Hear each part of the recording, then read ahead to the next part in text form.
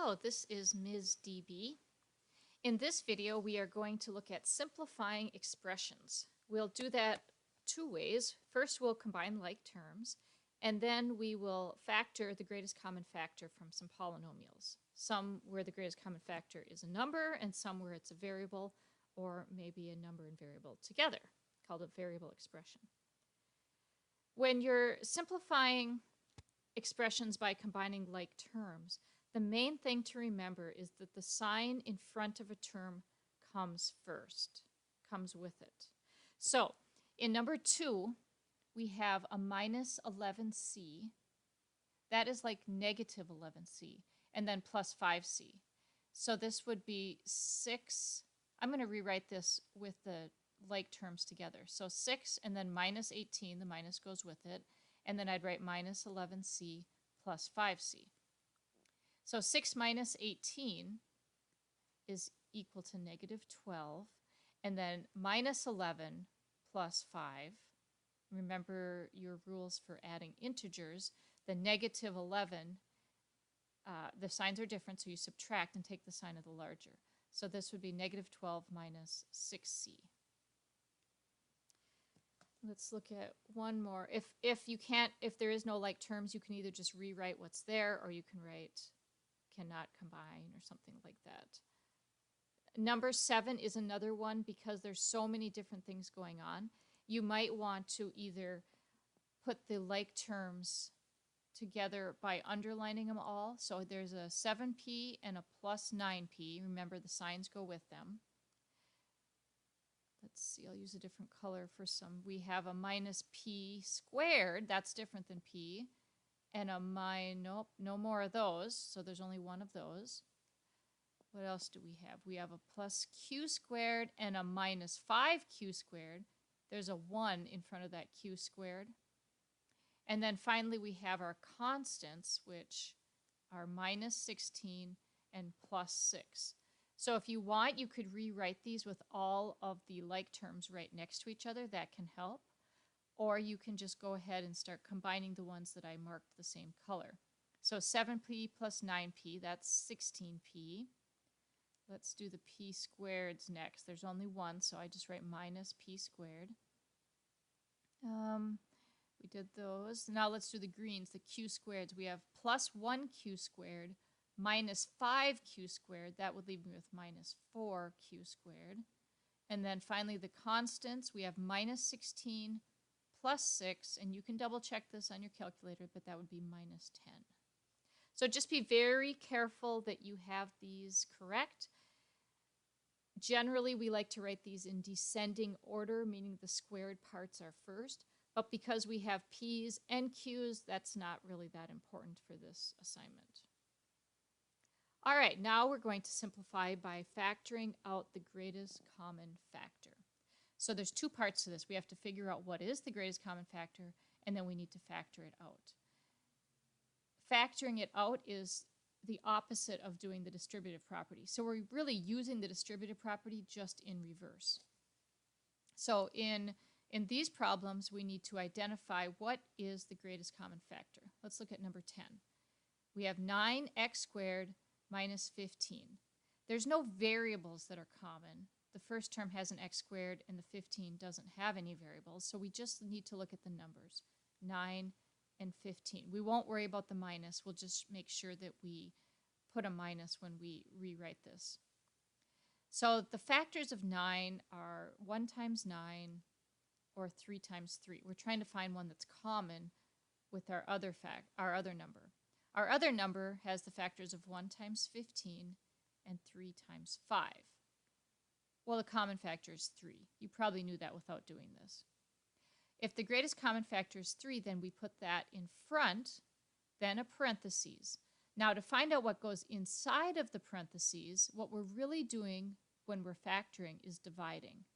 We're taking the first term and dividing it by 3. So 9 divided by 3 is 3. So this would be 3, and the x squared is still there. And then we have a minus because there's a minus here. And then we have to do 15 divided by 3. Well, that's 5. That's it. Now, if you do the distributive property, you should get our beginning problem. So 3 times 3x squared, that would be 9x squared.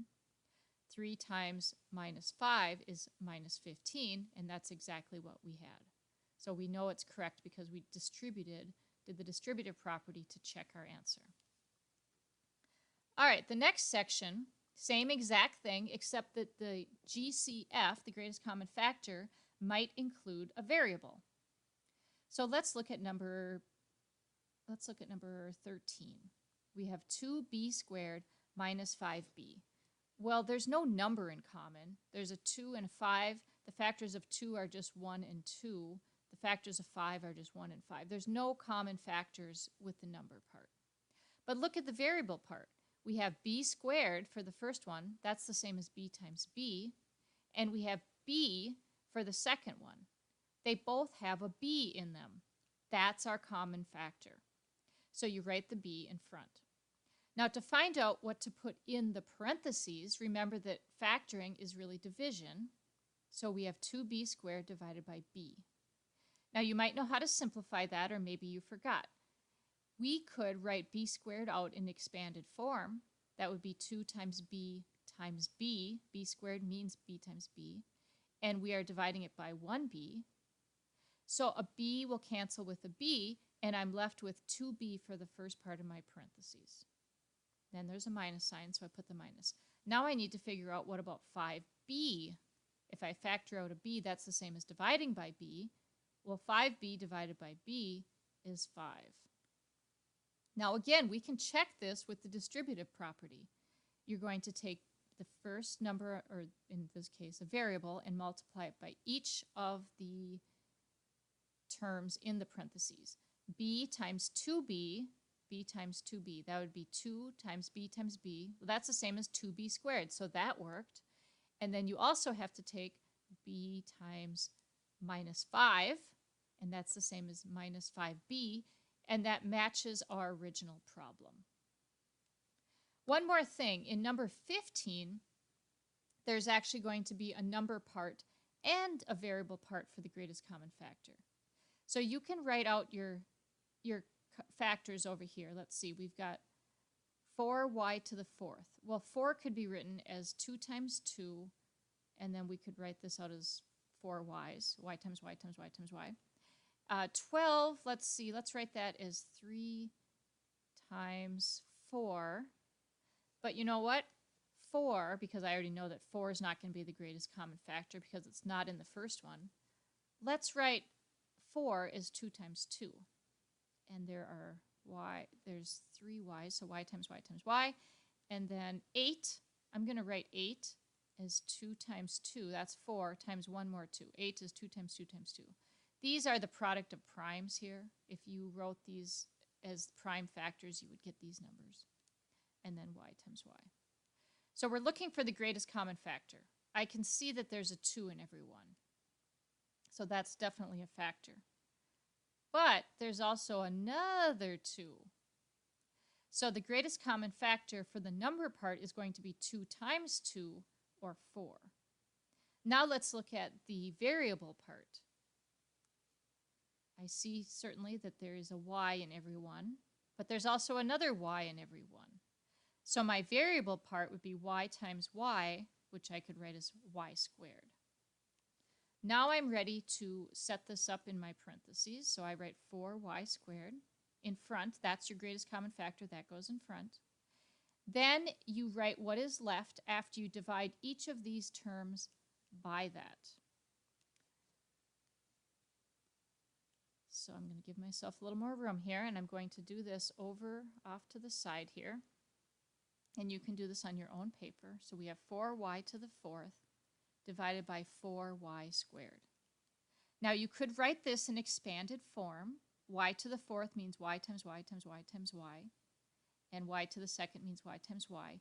Or you could remember that your rules for exponents says that if you are dividing and you have the same base, you can subtract the exponent.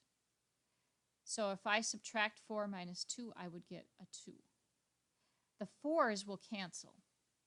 So 4y to the 4th divided by 4y squared, all you're left with is y squared. okay, let's do the minus 12y cubed. I'll just put the minus here, and then I'll do 12y to the third power over 4y squared, every time the denominator is going to be our greatest common factor. 12 divided by 4 is 3. This part here simplifies to 3. Now let's look at the variable part. We have y to the third on the top. We have y to the second on the bottom.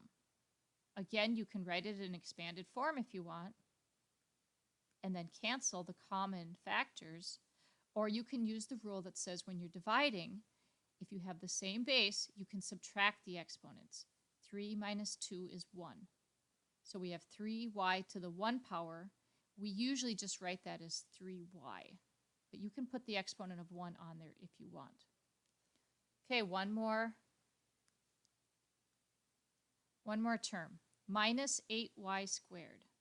I already will just put the minus here and just do the 8y squared, and I'm factoring out a 4y squared.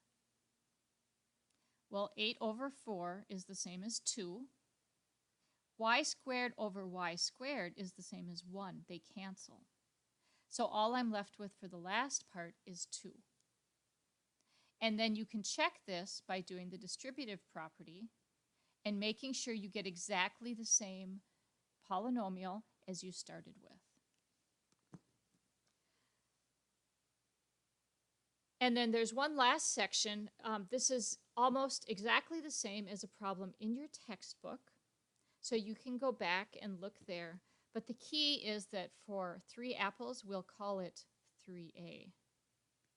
And we'll call bananas, we'll give it the variable. I mean, you could pick different variables if you want, but we might as well use the first letter of the fruit, and we'll call peaches P.